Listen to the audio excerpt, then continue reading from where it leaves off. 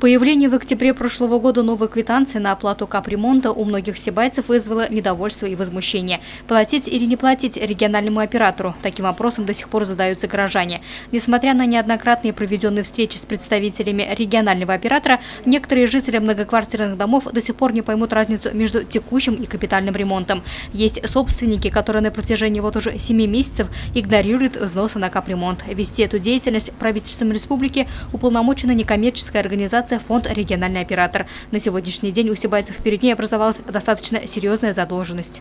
50% населения, которые должны вносить взносы, они оплачивают своевременно и без задолженности.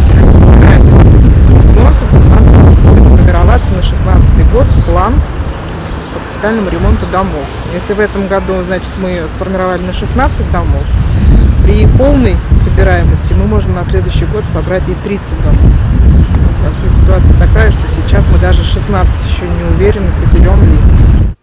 С 1 августа текущего года начнется начисление процентов за несвоевременную оплату за капитальный ремонт. Узнать подробную информацию о начислении и оплате взносов можно по номеру телефона регионального оператора 8 800 775 69 77. Кроме того, данные представлены и на официальном сайте фонда капремонт02.ру.